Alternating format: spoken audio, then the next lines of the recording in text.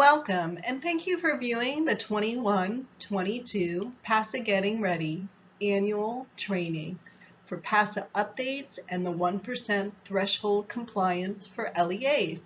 My name is Linda Lupp, and I'm the statewide Special Education Assessment Coordinator for the PASA through the Pennsylvania Training and Technical Assistance Network. I'm joined today with Lisa Hampe, Bureau of Special Education Advisor for the PASA and 1% threshold requirements. Lisa will present information in the second half of this presentation.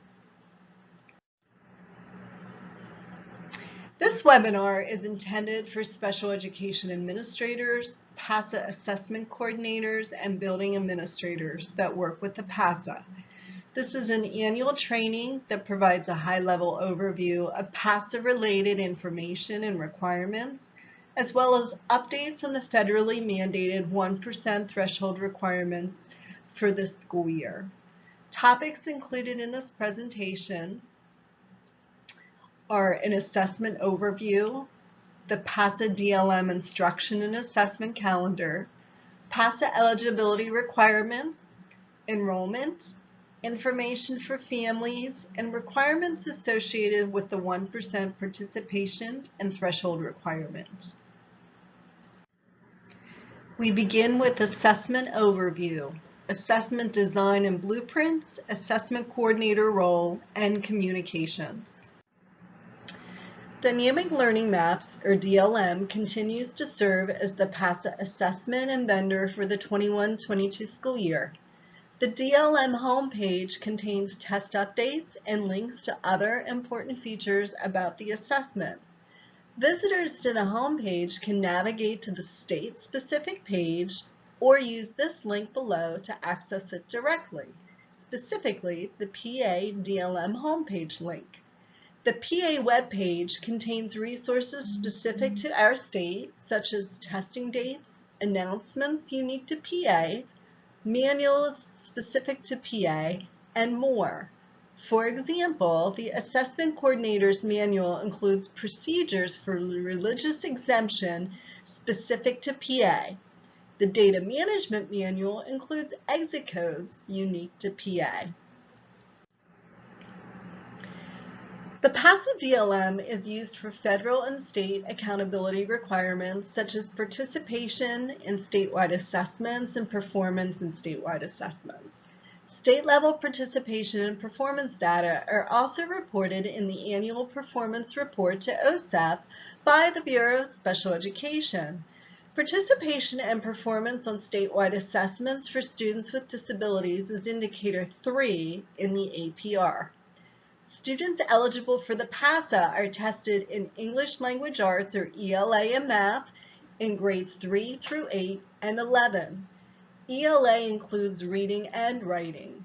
In science, students are tested in grades 4, 8, and 11. Students are tested on alternate eligible content, or AEC. AEC is aligned to the PA core or academic standards and eligible content in mathematics, English Language Arts, and science, respectively. The AEC is reduced in depth, breadth, and complexity. The AEC is also referred to as essentialized elements by DLM. The specific AEC, or essentialized elements, that are assessed each year are identified in the blueprints below. Note that there is a blueprint for each subject area. This is year 2 of implementing the PASA DLM. The PASA DLM is a different design than the PASA from prior years. However, the PASA DLM remains the state assessment for students with the most significant cognitive disabilities. Later in this presentation, the characteristics of this group will be discussed in greater detail. For now, I want to highlight key features of design and accessibility for this new test. Students receive testlets. Testlets are shortened tests with chunk content. Testlets are delivered at varying levels of difficulty because the assessment is adaptive. Each testlet is scored within 15 minutes of completion, and a new testlet is delivered. The level of difficulty determines how the testlet is presented to a student. Higher level testlets allow for a student to access testlets online more independently, whereas lower level testlets direct the teacher to read testlets aloud. It's important to know that students who engage with higher level testlets online should still have oversight from the test administrator and may receive support as needed. As you see here, English language arts and mathematics have 5 levels of complexity or linkage levels. Science has 3 levels of complexity and writing has 2 levels of complexity. As mentioned on the prior slide, the PASA DLM test design provides testlets of varying levels of difficulty. In addition, accommodations or accessibility features can be tailored to the student's individual needs. Teachers complete 2 online questionnaires in the Kite Educator portal for each student. The student must be enrolled and rostered by the assessment coordinator prior to accessing these steps or these questionnaires. Again, the first contact survey determines the linkage level or the level of difficulty of that first testlet delivered to the student. Each subsequent testlet is adjusted based upon the student's performance. Completion of the Personal Needs and Preferences, or PNP profile, guides the teacher through online accommodations and accessibility features that may be set up in advance of testing based upon the student's needs. More details on the first contact survey and PNP can be accessed through the DLM Test Administrator training modules and manuals.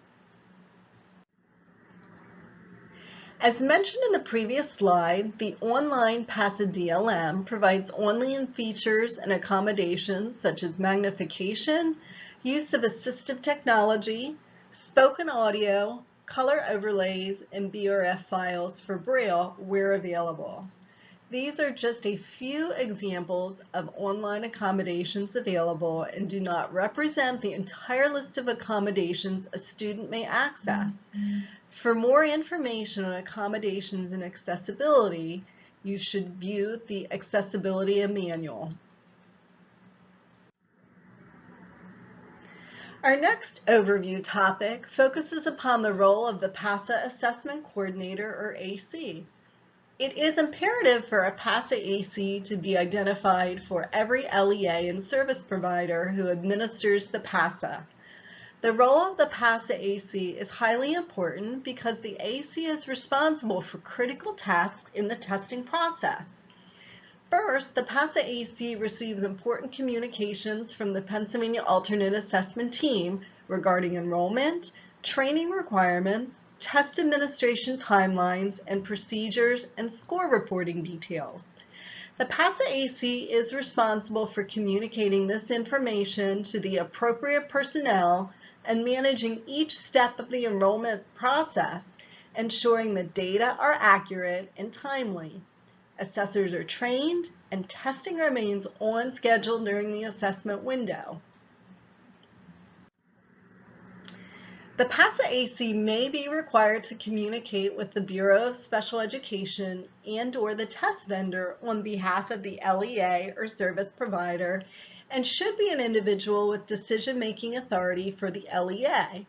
It's recommended the special education administrator assigned to the LEA or entity would fulfill the role of the PASA AC. An entity can assign more than one PASA AC if desired.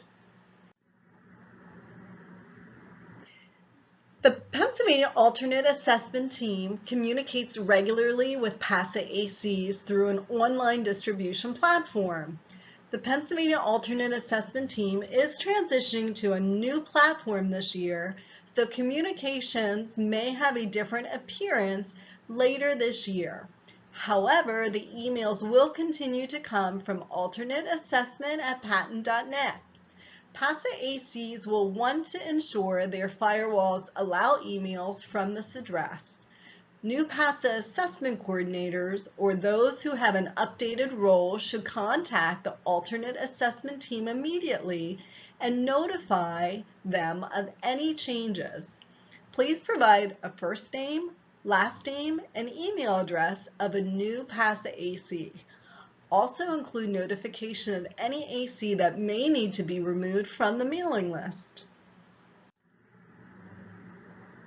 Feedback on the performance of students is important to IEP teams and school personnel responsible for instruction of students. The PASA DLM has a number of online resources available to assist teachers and parents in understanding and interpreting results. Because this is a new assessment, PASA ACs and other school administrators will want to take the time to view the resources available here so that any questions presented by families or teachers at IEP team meetings can be addressed. Individual student score reports for students who tested in 2021 will be available for electronic viewing in the Educator portal on December 3rd. 2 printed copies will be mailed to the service provider on January 28th. Mailings include 1 black and white copy for the student's educational record and a color copy for the parent. The service provider must ensure that the LEA is provided with the student's score report. This slide contains several important websites that PASA ACs may want to bookmark. The first is the Patent PASA page, which provides all email communications sent to PASA ACs by the alternate assessment team, the instruction and assessment calendar, and other specific resources unique to PA. The second website is the Dynamic Learning Maps homepage. It contains test updates, news, test design information for the consortium of states, and an opportunity to sign up for test activities. The third link is the Pennsylvania DLM webpage. It contains information specific to DLM test administration for PA. For example, specific template, guidance, or manuals are listed there. The fourth is a link to the Bureau of Special Education's assessment page, which also includes PASA information and the 1% threshold requirement information. The next several slides focus upon the PASA instruction and assessment calendar for the upcoming year. This slide contains the specific link to the 21-22 PASA DLM instruction and assessment calendar. It contains all relevant trainings, timelines, and requirements associated with the PASA this year. Roles responsible for certain tasks are identified and mandatory trainings are designated. This is an excerpt from the instruction and assessment calendar and outlines some of the important dates associated with enrollment and test administration window this year. As you will see, enrollment will occur later this year due to the extended test window from 2021. However, prior to enrollment, ACs will be required to review data for accuracy. Greater details are listed in the comprehensive calendar and will be provided in the data management training that is required for assessment coordinators this year. An email was sent to all PASA ACs in August with guidance for this year's testing cycle. Of note, it's very important that PASA ACs do not access the Kite Educator portal between the dates of October 1 and December 2nd. This is due to the extended test window from this past school year. The Kite Educator portal must be closed and 2021 data rolled over in the system before updated functions for this school year or the 2022 testing cycle can be completed. Accessing the Kite Educator portal and making changes to information such as users or students before December 3rd can result in corruption of the 2021 data and could affect your score reporting results.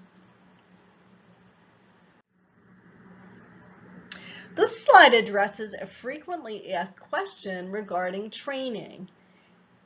If the assessor or AC completed the required test administrator training or RTAT last year, must they complete an updated training this year? The answer is yes. RTAT is completed annually. The returning assessor must complete a refresher RTAT, which is an abbreviated version of their original training before testing in the spring. Assessors who tested students over the summer, in August, and/or during the month of September of this year would have already completed the refresher training. Training for all others can be completed in the system starting December 3rd. New assessors that never completed the initial RTAT must complete the full initial version. The system will recognize which version the user needs to complete based upon their email address. Oftentimes, a PASA AC or special education administrator will contact us and ask about the total time involved with training requirements for purposes of planning. This slide provides details of the approximate times associated with each training based upon the role. Required trainings are in red. The first chart is training specific for PASA ACs. While the only required training for PASA ACs is the data management training, it is highly recommended that the AC view other related trainings. Specifically, the RTAT or required test administrator training would be beneficial. This was not required last year. However, it would be helpful for the AC to have this information. If they participate this year, they would be participating in the full version of the RTAT training. The second chart is for assessors. Teachers have two required trainings, RTAT and the Lessons Learned training. All training details and links can be accessed on the PASA DLM instruction and assessment calendar shared in the previous slides. Again, while the required trainings are noted in red font with an asterisk, it is recommended for ACs and assessors to view any trainings relevant to their role. For example, it would be appropriate for a teacher and/or an AC who is supporting a student with blindness or visual impairments to watch the BVI module in addition to the required trainings. All trainings will be available in an online asynchronous format again this year. Lastly, we want to highlight Quick Start Guides. These are resources that are available on the Patent PASA page. There is a Quick Start Guide for the PASA AC and the assessor. The Quick Start Guides are an interactive resource with step-by-step instructions and supporting links for enrollment, training, and test administration procedures. These are a great go-to resource when needing a quick review or trying to support someone new in their role. PASA ACs are encouraged to use these resources and share them with their assessors. These are currently under development for the new year and will be available later this fall. Next, we will focus upon procedures and milestone dates for enrollment. Enrollment is an important step in the statewide testing and accountability system for ensuring that a student performance is counted. As this year is year 2 of implementing the new alternate assessment system, PASA ACs must continue to carefully follow the steps and timelines provided by the Pennsylvania Alternate Assessment Team. To better understand the procedures, such as the what's, when, why, and who of enrollment are outlined here.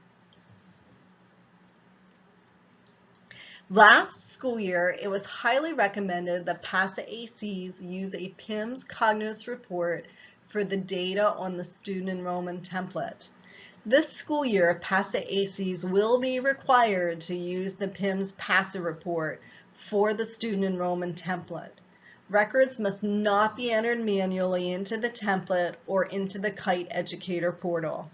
While the enrollment template will not be uploaded in the Kite Educator portal until January, there are important steps LEAs and PASA ACs should follow beforehand to ensure that the data used in enrollment and for accountability is from PIMS and is correct.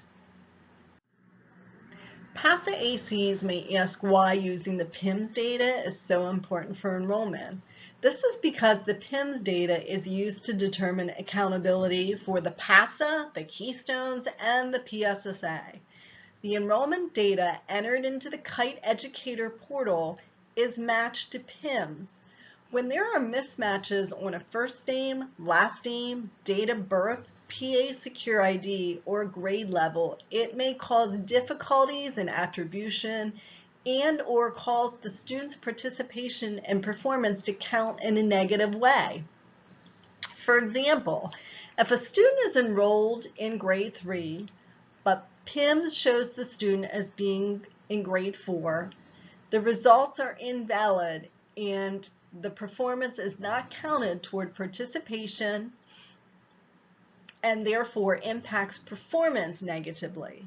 Thus, the requirement this year to not hand enter student enrollment data into the Kite portal, but rather to obtain a report from PIMS has been decided. Prior to downloading the PIMS report, which is later uploaded with some minor edits into the Kite Educator portal, the PASA AC and/or special education director must communicate with the PIMS data manager to ensure PASA eligible students per their IEPs are in PIMS as matched to the IEP and that field 212 is coded to show the students who are PASA eligible. Enrollment procedures will be emphasized during the required PASA data management training. However, these abbreviated steps are listed here. In general, again, the PASA AC must work collaboratively with the PIMS data manager to ensure that field 212 in PIMS accurately identifies PASA eligible students. It would be helpful for the special education administrator and/or PASA AC to provide this information to the PIMS manager. Next, beginning in December, the PIMS report should be reviewed in coordination with special education data to verify that the data matches between the systems, especially grade level. Make corrections to data in the appropriate system to ensure that there is alignment. Rerun the PIMS report and check again prior to finalizing student enrollment on the template and uploading it into the Kite Educator portal. The Pennsylvania Alternate Assessment Team will collaborate with licensed private schools who do not report directly to PIMS and who do not have access to PIMS in order to generate the data they need for the student enrollment template. Here are the milestone dates associated with the enrollment process this year. These are included on the PASA DLM Instruction and Assessment Calendar. It will be important for ACs to complete the required data management training in order to understand the procedures associated with the dates. As you will see, October 1st to December 2nd, ACs should not be accessing the Kite Educator portal system in any way. Beginning on December 3rd, they may begin to update users in the portal. This means that they may begin to add new teachers or assessors and deactivate those who are no longer with the school or who are no longer assessing for that school year. From December 3rd to January 5th, ACs should be downloading the PIMS PASA report and completing roster templates. January 5th to March 7th, ACs may upload the templates for students and the rosters. And finally, March 14th to May 20th will be the PASA test administration window. Next, we begin the PASA eligibility review, applying eligibility criteria in decision-making. Before discussing the eligibility criteria for determining which students are eligible for an alternate assessment, it's important to understand the intent of an alternate assessment based on alternate academic achievement standards. Per the U.S. Department of Education, all students are expected to participate in state testing. 99% of all students eligible for testing are expected to take the general assessment. That is, 99% of students in the tested grade should take a PSSA or Keystone exam. Only 1% of tested students would participate in the state's alternate test, or the PASA. Students eligible to take the alternate assessment based upon alternate academic achievement standards receive daily academic instructional content and assessments which are reduced in depth, breadth, and complexity through Pennsylvania Standards in Alternate Eligible Content, or AEC. Typically, these students display complex learning needs that present as having multiple disabilities and pre-intentional communication.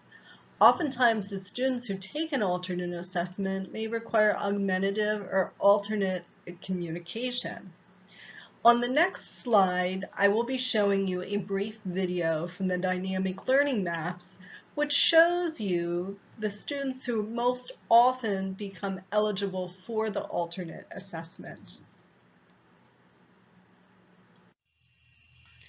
Before we review Pennsylvania's criteria for a student to participate in the alternate assessment, it is important to be familiar with some common characteristics of students who are typically eligible to take a state alternate test.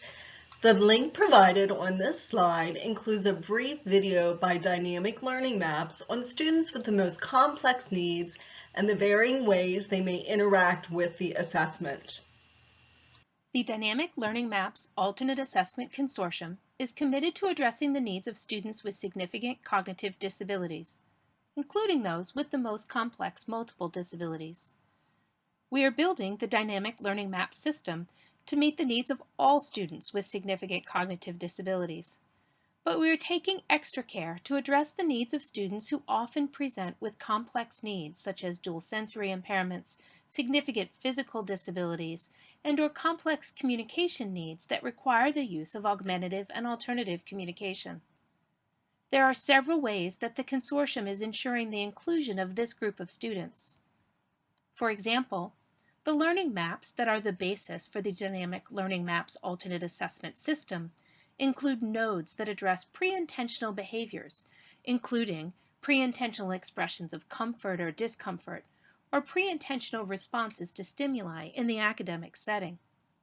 These early levels of development are reflected in the Dynamic Learning Maps Depth of Knowledge taxonomy.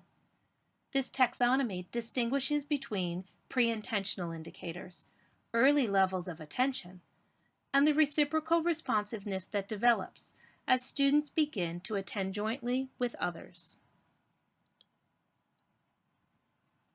The Dynamic Learning Maps assessment meets the needs of students with significant cognitive disabilities who can interact directly with the system using standard keyboards, tablet devices, communication devices, and switches with scanning. At the same time, items addressing pre-intentional and early intentional levels of understanding for students with complex multiple disabilities will allow teachers to interact directly with the student and input the student's responses or descriptions of those responses into the assessment system. The consortium is also creating a system of supports for communication for students with the most complex multiple disabilities.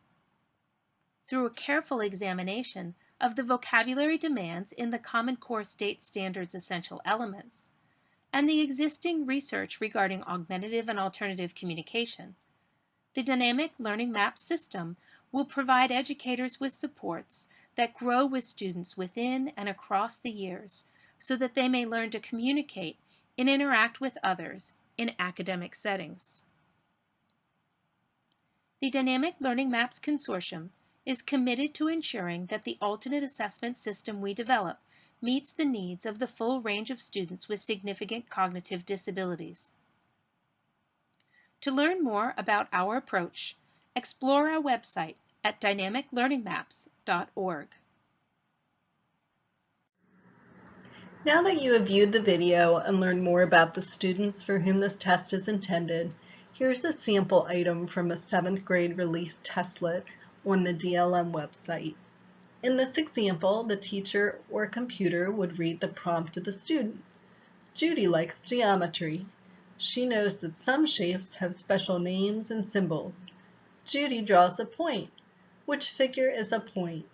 Well, the item in real time would only show one image at a time on the student's computer screen. This illustration gives an example of a type of difficulty or complexity that might be demonstrated on a DLM alternate test. The student could then select, point, or indicate his or her answer in the manner that they would typically respond. This slide includes links to the DLM PASA release testlet items in math, English language arts, and science. These serve as great examples of what the test looks like and the varying levels of complexity within each tested subject. Note there are 5 levels of complexity for math, English language arts, and 3 levels of complexity within science. The links to the release testlets provide examples at each of these levels. As you see, writing is also assessed as part of the ELA PASA test. A writing testlet FAQ is available and provides more detail about writing, communication, and administration of the testlets. Students receive one writing testlet as part of the larger English language arts test. There are 2 levels of complexity or testlets for writing, emergent and conventional. In the emergent testlet, the lowest 2 levels of complexity are combined. In the conventional testlet, the upper 3 levels of complexity are combined. A teacher evaluates or makes a determination about the student's writing using a rubric. Next, Lisa Hampy, Bureau of Special Education Advisor for the PASA, will continue with the discussion of PASA eligibility in Pennsylvania. Next, we will talk about who participates in the PASA. It's important for IEP teams to understand which students the alternate assessment is appropriate for. Only students with the most significant cognitive disabilities who meet all 6 PASA eligibility criteria may qualify. IEP teams review each of the criteria to determine if the student meets all 6. If the team cannot answer yes to all 6, the student cannot qualify.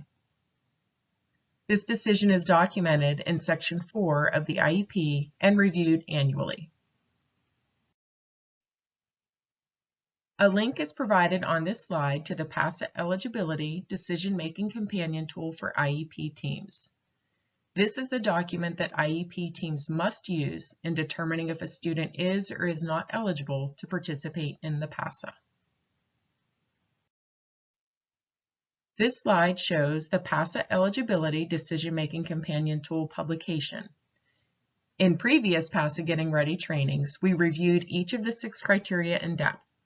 We will not go over each of the criteria in today's training, as there have been no changes to the state's eligibility criteria.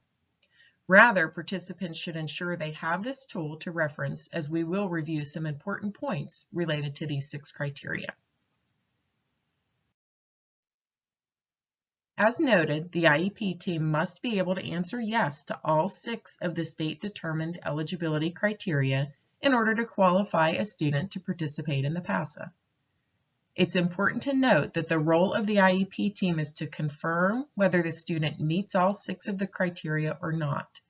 The IEP team does not have the authority to change or override the state eligibility criteria.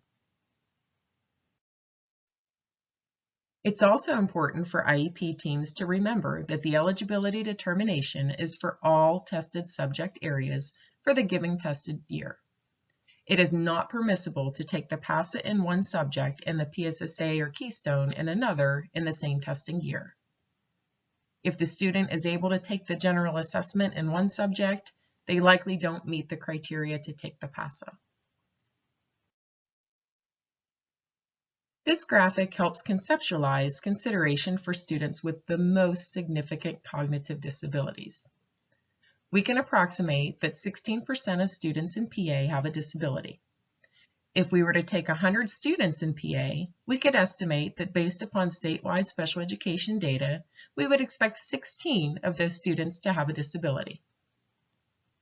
Within the group of students with disabilities, we have students with significant cognitive disabilities, which might encompass disability categories such as intellectual disability and autism.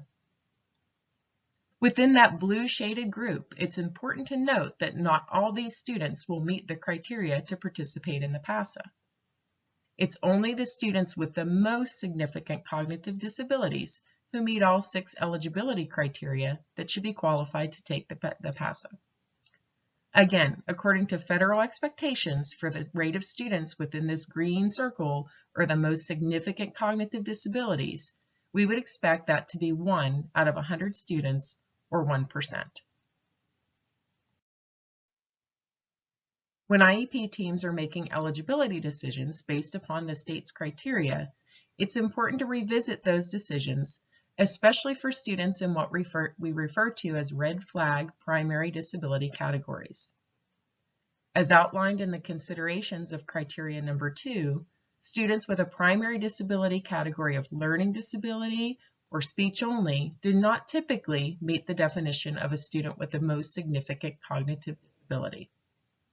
In addition, students with emotional disturbance also often do not meet the criteria to participate in the PASA. While students in these disability categories may present with significant needs, we have to remember that we are identifying only those students with the most significant cognitive disabilities. The IEP team must be able to answer yes to all 6 of the criteria, which outline how we can differentiate between students who have significant needs and those who have the most significant cognitive disabilities and are appropriate to participate in the alternate assessment.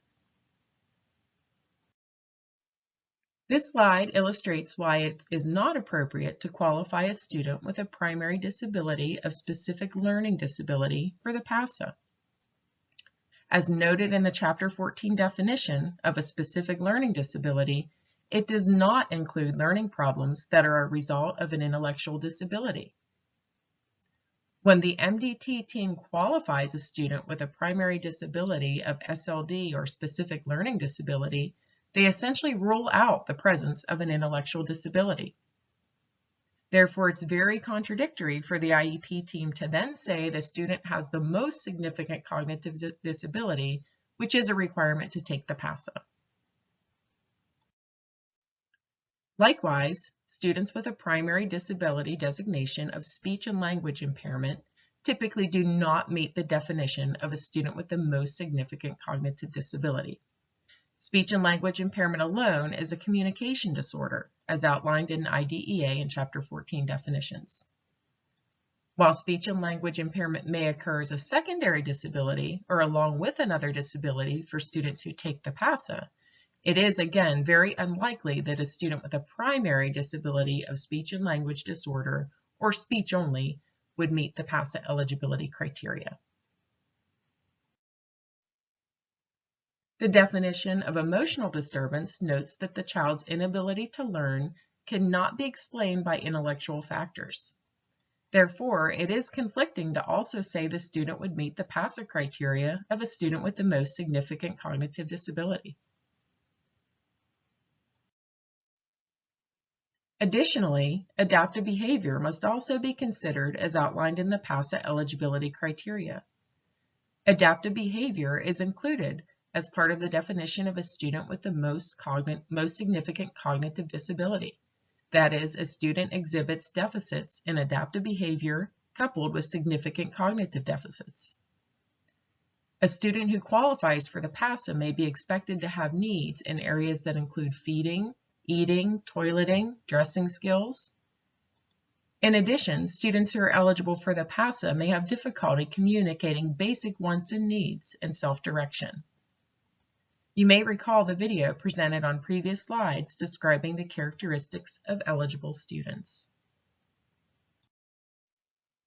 A frequently asked question regarding PASA eligibility is provided here.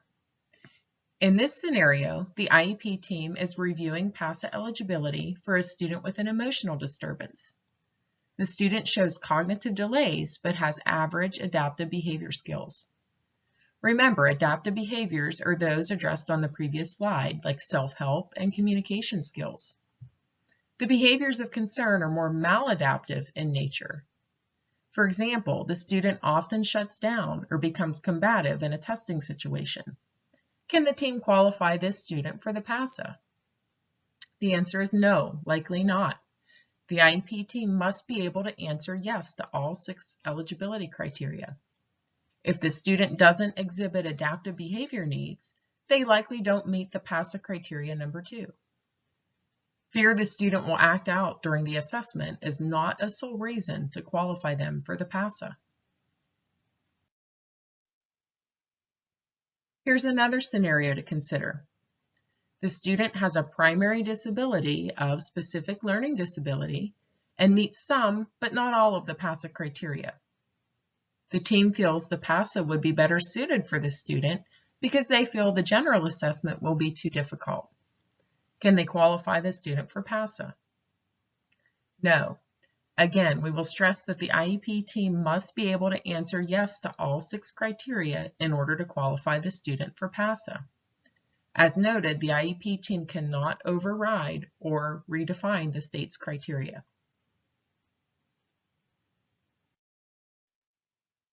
Here's another scenario where the student took the PASA historically. The IEP team reviewed the criteria and determined she did not meet all 6. The student's in a full-time life skills class and is not enrolled in a Keystone Trigger course, such as literature, biology, or Algebra 1.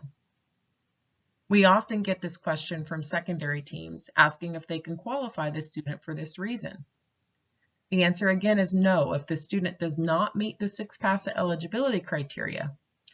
Lack of enrollment in a Keystone Trigger course does not automatically make the student eligible for the PASA. In that scenario, the team may want to consider this. For federal accountability purposes, the student must participate in the Keystone exams, if not the PASA, by the 11th grade year. The student is not required to pass the Keystone exams in order to graduate. There are 5 pathways to graduation in Pennsylvania. Chapter 4 provisions are still in place for students with an IEP to be able to graduate based upon IEP goals and objectives when appropriate. Next, we'll share some information for families. A PASA resource for families was updated by the Bureau of Special Education and Patton last school year. This FAQ resource for families replaces the previous PASA Parent Guide. It's a brief document that includes frequently asked questions pertaining to the PASA. It serves as another resource to IEP teams as they make appropriate determinations regarding a student's participation in the PASA. LEAs may access this resource on the PDE or Patton website. The link is provided on this slide. You may also make a publication request through the Patton website if you would like to order copies to distribute to staff and parents. This slide contains 2 links to information specific for families provided on the Dynamic Learning Maps website. The first link provides a printable brochure that schools can share with families. It also provides examples of testlets, resources for communication, a guide to understanding the score reports, and much more.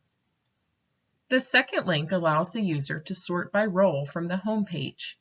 A parent can select the parent role to access parent-related information and resources. It's important for school teams to help parents understand the importance of participation in statewide assessment.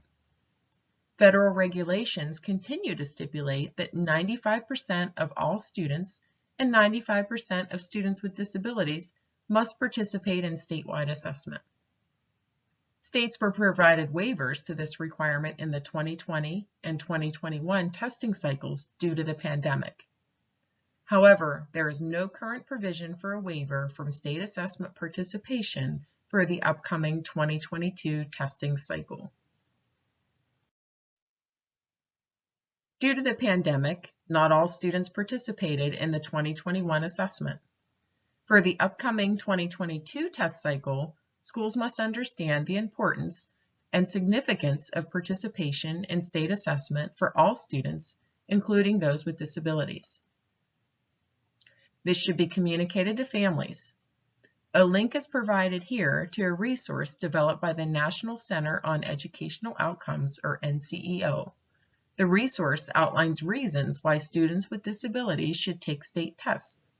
This may be helpful to schools when communicating with parents and families. LEAs and service providers should be reminded that there is no federal allowance for excusing a student from participation in state assessments, general or alternate. Students who do not participate based upon religious opt-outs will affect the participation rate of the LEA and can have a negative impact on accountability. An IEP team cannot opt out or exempt a student from statewide assessment participation. The state assessment section, Section 4, of the IEP should be completed for all students, regardless if they are being opted out by their parents for religious reasons or not. Likewise, students who are opted out must also be fully enrolled in the DLM system. This slide includes the process for a parent religious opt-out request. The full procedure can be accessed in the PASA Assessment Coordinator Manual. The link is provided on this slide. Of note, the request must be initiated by the parent. It is not appropriate for schools to offer a religious opt-out to parents and families. As noted in the procedure, parents are no longer required to come into the school to view test materials as they did in the past. Rather, a link to the released testlets or test examples is available for online viewing. Documentation of the request is kept on file at the LEA. The request is an annual request. All enrolled students who do not participate in the PASA must be coded in the Kite Educator portal by the PASA Assessment Coordinator with a special circumstance code during the testing window. All reasons for non-participation, except medical waiver, will count negatively toward the LEA's participation rate in the final accountability data. Next, we will discuss the 1% threshold on alternate assessment participation as it pertains to the state and local LEAs. ESSA stipulates that states may not assess more than 1% of their total tested population on an alternate statewide assessment. PA historically assessed 2% of students on the PASA. We remain in corrective action with the U.S. Department of Education for exceeding this federal regulation. More information on the 1% threshold and requirements for LEAs can be accessed on the Bureau of Special Education website at the link provided on this slide. This slide illustrates the two target goals in regard to statewide assessment participation. We must improve or increase the participation rate of students with disabilities who participate in statewide assessment, as PA does not currently meet the federally required 95% participation rate. PA must also decrease the number of students participating in the PASA to no more than 1% in order to gain compliance with the federally mandated 1% threshold. This graphic represents the tiered system of oversight and monitoring procedures PA enforces with LEAs to address the 1% threshold requirements. We will review each of these tiers and how it affects LEAs in the subsequent slides. Tier 1, or the universal level of oversight and monitoring, includes the requirement for all LEAs in the state to review their anticipated PASA participation rates for the upcoming testing cycle. The process begins with an email sent from the Bureau of Special Education to all LEA special education administrators in October. The LEA must complete and submit the survey via the link provided by December 31st, 2021. The survey serves as the LEA's official submission to BSE. LEAs can access the 1% justification document on the Bureau of Special Education website at the link provided on this slide. The contents and documentation reflect exactly what will be contained in the survey link. The calculation procedure is not new. However, this slide provides a review of how to appropriately calculate the 1%. It's important to include all students who are attributed to your LEA for accountability purposes when looking at the calculation. LEAs can consult their PIMS information to obtain the denominator. It is understood that these numbers may change as the year progresses. However, this calculation is intended to provide an estimation of where the LEA may be in relation to the 1% threshold. If LEAs question which students to include in the calculation, a rule of thumb would be to include any student for which you are the home LEA or district of residence. The directions for the calculation are spelled out within the justification document and on this slide. For example, if the LEA has 2 students taking the PASA and 450 total students enrolled in the tested grade levels, the calculation would yield a percentage of 0.4%. LEAs may round their percentage to one number after the decimal point.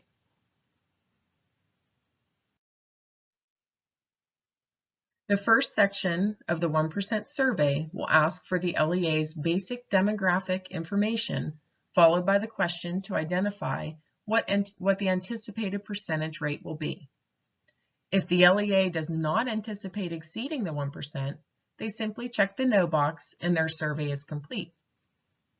For LEAs who do anticipate exceeding the 1%, they will be required to answer a series of justification questions to follow. LEAs who check the box that they do plan to test over 1% of their students within the tested grade levels on the PASA will be required to answer this series of questions in the survey. Those questions include reviewing the planned PASA students by disability category and identifying students in the red flag disability categories. The 1% justification survey questions also include a look at any special programs or circumstances that may be contributing to a higher number of PASA eligible students. For example, if your LEA runs a program specifically designed for students with the most significant cognitive disabilities. Keep in mind, this would not include a typical IU class in which the students may still be attributed back to their home districts. The survey will require the LEA to address how teams adhere to the state criteria to make PASA eligibility decisions. For example, do you use the eligibility tool? There will also be a question regarding small enrollment. In some very small districts, 1 or 2 PASA students could look like a high percentage if there's a very low number of students in the tested grades overall. Remember, small enrollment is defined as less than 100 total students in the tested grades. The survey will also allow the LEA to reflect on any additional variables that may be contributing to a higher than allowable percentage of PASA students. While the official submission of the survey is through the survey link, the LEA is asked to print out a copy of the signatures and keep them on file at the LEA. You do not need to submit signatures to the BSE. As in the past, the LEA must account for students they have placed outside of the district in their calculation. You may use your PIMS report to help determine the anticipated PASA participation rate for 2022. As a reminder, the enrollment file cannot be uploaded in the KITE portal until January. ESSA requires public posting of LEAs who anticipate exceeding the threshold. PDE will post the list of LEAs who anticipate exceeding the threshold on the PDE website. LEAs are required to make their justification information publicly available upon request, ensuring no personally identifiable information is shared. As in the past, the LEA may determine how they will make their justification information publicly available. LEAs may include their justification document or a statement regarding their submission on the district webpage and ensure the appropriate point of contact is identified for questions. We often receive questions from LEAs on how to publicly post information on the 1% justification. Again, there is flexibility on the LEA's part as to how you will fulfill the public posting requirements. Some LEAs have chosen to post their actual justification document, and some are choosing to post a statement to outline the requirement and their adherence to it. The example on this slide is one example. As you will see, the language is taken from the first paragraph of the justification document. LEAs may use a statement such as this to fulfill this requirement. If posting a statement, please ensure that the appropriate point of contact in your LEA is identified for questions. And again, no personally identifiable information can be shared when communicating with the public regarding justification information. The second tier of the state's oversight and monitoring process is referred to as targeted or Tier 2. LEAs who are identified as Tier 2 LEAs will be notified by the Bureau of Special Education in January. The notification will come by an email to the Special Education Administrator associated with the LEA, and it will include the necessary actions and the timeline the LEA must follow. Tier 3 is considered the focused level of oversight and monitoring.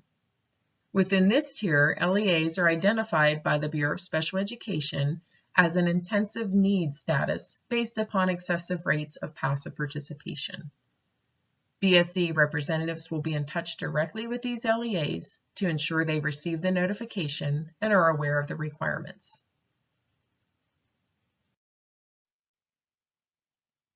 To conclude the presentation, we will provide some resources and contact information. The National Center on Educational Outcomes, NCEO, provides a vast amount of resources to states and schools on assessment and alternate assessment participation. Links to two great resources are provided on this slide. The first is an FAQ about testing children with disabilities. The second is a link to a toolkit containing multiple resources on addressing the 1% threshold for states and LEAs.